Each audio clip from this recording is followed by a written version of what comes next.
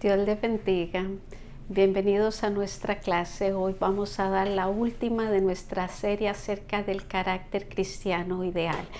Y hemos guardado para lo último la obediencia, que es un ingrediente más que aporta a nuestro carácter. La introducción nos dice cómo la vida cristiana comienza con una transformación. Y en nuestra búsqueda diaria veremos los efectos de ser hijos de Dios, siendo la obediencia uno de los aspectos de nuestra vida santificada. Cristo es nuestro modelo de obediencia. Él lo fue con sus padres terrenales, lo fue en su ministerio cuando decía las palabras y hacía las obras que el Padre le daba para que hiciese. Y el acto más glorioso que podemos destacar de su obediencia fue su muerte y muerte de cruz. Si nosotros seguimos su ejemplo de obediencia al Padre Celestial, seremos de agrado al Señor, pero también seremos de provecho a otros en esta tierra. Así que comenzamos con nuestro primer punto que dice cómo debemos ser santos, como aquel que nos llamó es santo. La gracia divina nos ayuda a desechar los deseos pecaminosos. Vamos a estar en Primera de Pedro 1 a partir del verso 13, donde este verso nos hace ver que debido a lo cerca que está nuestra redención, debemos tomar medidas de acuerdo a esta esperanza. Comienza con decirnos, ceñid los lomos de vuestro entendimiento. La idea de esto es preparar la mente, liberarla de todo temor y pereza con el fin de lograr proseguir hacia esa esperanza. 2. Sed sobrios. Este es un llamado al dominio propio. Las tentaciones son las carnadas para atraparnos y desenfocarnos. Por eso el consejo de no dejarnos arrastrar por los impulsos carnales. Y termina diciendo, esperad por completo en la gracia que se nos traerá cuando Cristo sea manifestado. Esto porque será el aliento en nuestros sufrimientos terrenales. Verso 14. Como hijos obedientes, no os conforméis a los deseos que antes teníais estando en vuestra ignorancia.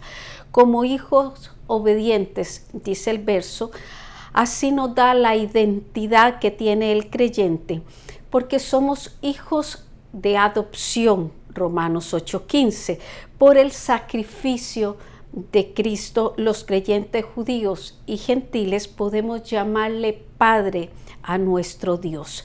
Con base en esta identidad, sigue el verso diciendo, no os conforméis a este siglo, Romanos 12:2, ni a los deseos que antes teníamos, Efesios 2:3, por la ignorancia que había en nosotros. Un mandamiento que se nos da para obedecerlo. Punto B. Debemos imitar el ejemplo de Cristo para ser santos como Él. Verso 15. Sino como aquel que os llamó es santo, sed también vosotros santos en toda vuestra manera de vivir. La vida cristiana tiene su código de conducta en el ejemplo perfecto que tenemos en Cristo Jesús. La santidad no es solo una doctrina bíblica, es también uno de los atributos más mencionados en las Escrituras de nuestro Dios. Él es 3 veces santo, nos dice Isaías 6:3. Por eso sus hijos debemos ser santos en toda nuestra manera de vivir, Efesios 5:1. O como dijo Jesús en la enseñanza del Sermón del Monte, ser perfectos como nuestro Padre Celestial es perfecto, Mateo 5:48. Confiemos, hermanos, en el poder del Espíritu Santo para evitar el pecado. no nos apoyemos solo en nuestra propia fuerza, porque dice el verso 16, escrito está, sé santo porque yo soy santo. Este verso es como la firma que valora el documento donde se pide la santidad. Eso significa que no acatarlo traerá graves consecuencias. El cristianismo no es solo una confesión de una creencia, sino que es una vida de relación con Dios que viene a ser visible a otros a través de una conducta piadosa. Así llegamos a la primera pregunta que dice, ¿cuáles son las 3 medidas que nos preparan para la cercanía de nuestra redención? Segundo punto, el ser hijo de Dios nos debe incentivar a vivir en el temor de Dios. El temor de Dios debe ser constante en la vida de sus hijos. Verso 17. Y si invocáis por Padre a aquel que sin acepción de personas juzga según la obra de cada uno, conducíos en temor todo el tiempo de vuestra peregrinación. Pedro en este verso se dirige a las personas que oran, que acuden al Padre para pedir, Mateo 6, del 9 al 13 y Juan 16, 23. Dice que tomen en cuenta que Dios es juez y juzga sin hacer acepción de personas. Eso significa que todos iremos delante del Padre y juez para dar cuenta de nuestras acciones. Y allí cada uno recibirá lo que haya hecho mientras estaba en el cuerpo, ya sea bueno o sea malo, 2 Corintios 5:10. Por lo que en el mismo verso se nos recomienda conducirnos en temor todo el tiempo de nuestra peregrinación. El sentido no es causar pánico ni tampoco presentar a un Dios rudo. Es el lograr una conciencia que produzca un cuidado, un respeto a la obra poderosa de salvación que hemos recibido por su gracia. Nuestra consagración y obediencia a Dios dependerá mucho del valor que tengamos de haber recibido el perdón de nuestros pecados y de la liberación de nuestra esclavitud. Punto B. El precio con el que fuimos rescatados debe incentivar una conducta santa. Seguimos en 1 de Pedro 1, verso 18. Sabiendo que fuiste rescatados de vuestra vana manera de vivir, la cual recibiste de vuestros padres, no con cosas corruptibles como oro o plata. Nuestra salvación fue un rescate como lo fue Israel de Egipto después de 4 siglos de vivir en tierra ajena. Cada quien que vivió sin Cristo un tiempo sabe que aquella era una vana manera de vivir, llena de conflictos propios de un sistema sin Dios, que no tenía más peso que el de oprimirnos y mostrarnos nuestra limitación. Muchos están o estuvieron sin comprender la motivación correcta de la vida. Esto ha sido, dice Pedro, heredado por nuestros padres. Quien vivió y experimentó esto, al ser rescatado, valorará la oportunidad de tener una nueva vida en Cristo Jesús, que nos lo dio no con elementos que puedan llegar a corroerse con el tiempo como el oro y la plata, sino, dice el verso 19, con la sangre preciosa de Cristo como de un cordero sin mancha y sin contaminación.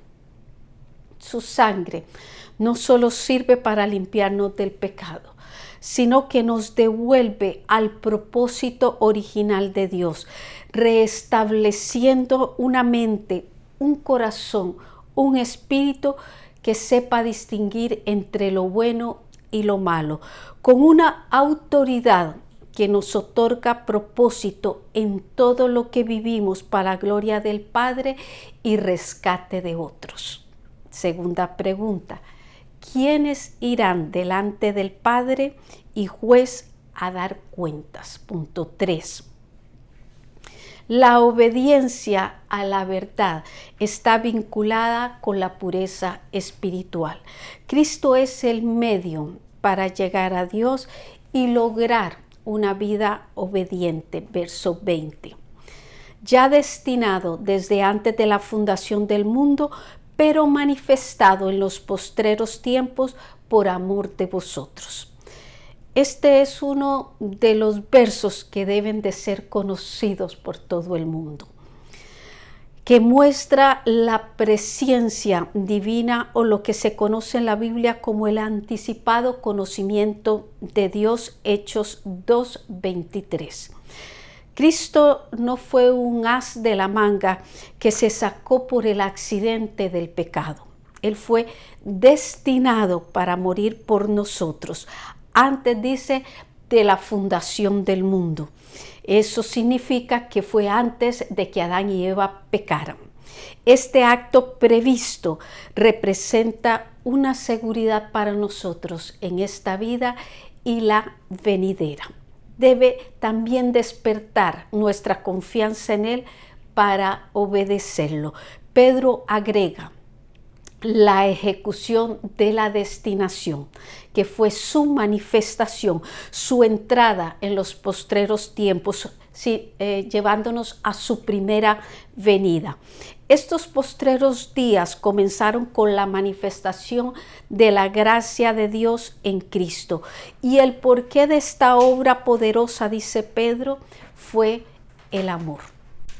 Ese amor por nosotros, un amor que cuando lo dejamos llegar a nosotros, podemos amarle a Él y obedecer sus consejos, sus mandamientos, sus instrucciones. Y dice, y mediante el cual creéis en Dios. Cristo es el mediador en nuestra relación con Dios. Él vino a revelarnos al Padre, Juan 1:18, quien le resucitó de los muertos y dice, y le ha dado gloria, mostrando que nuestra fe en Dios la sostiene el hecho de que Dios resucitó a Cristo entre los muertos, Hechos 2:24, para que nuestra fe y esperanza sean en Dios, refiriéndose a nuestra vida eterna que se logra haciendo la voluntad del Padre, Mateo 7:21. Punto B. El Espíritu nos ayuda a obedecer la verdad. Verso 22. Habiendo purificado vuestras almas por la obediencia a la verdad, mediante el Espíritu, para el amor fraternal no fingido, amaos unos a otros entrañablemente de corazón puro. Pedro comienza este verso apelando a lo genuino de nuestra conversión, una realidad que quienes lo leamos vamos a comprender, la verdad de haber sido cambiados y purificados, porque cuando el ser humano obedece el llamado del Evangelio al arrepentimiento y acepta a Cristo, alcanza la purificación o alcanzamos la purificación de nuestra alma. Hecho que Pedro relaciona para decirle a los santos que con esta base pueden practicar el amor fraternal no fingido. Esto porque el alma está limpia por la obra santificadora del Espíritu Santo. El corazón queda apto para amar sinceramente. Primera de Timoteo 1:5 dice que el amor nace de un corazón limpio y de buena conciencia y de una fe no fingido. Verso 23, siendo renacidos, no de simiente corruptible, sino de incorruptible por la palabra de Dios, que vive y permanece para siempre. Lo que este verso nos quiere transmitir es que el nuevo nacimiento le permite o nos permite vivir a la altura de los requerimientos de Dios. Por eso se dice que no hemos nacido de simiente corruptible, sino de una incorruptible, por medio de la palabra de Dios que vive y permanece, una palabra que lleva fruto y crece en nosotros. Colosenses 1:6. Eso significa que para subir nuestros niveles de obediencia y santidad en nuestro carácter como creyentes, debemos tomarnos de la mano con la palabra de vida. Juan 6:63. Tercera pregunta. ¿Cómo se alcanza la purificación del alma? Así llegamos a nuestra reflexión, que dice: el ser humano necesita obedecer lo que Dios ha establecido en su palabra, y cuando lo hace, su alma es purificada. Además, cuando se obedece a la fe en Cristo como Salvador, se produce vida en el ser interior del creyente. Y esa vida nueva nos lleva a amar a Dios, al hermano, al prójimo y aún a nuestros enemigos, cumpliendo la ley. Y la Biblia dice que el cumplimiento de la ley es el amor, Romanos 13:10.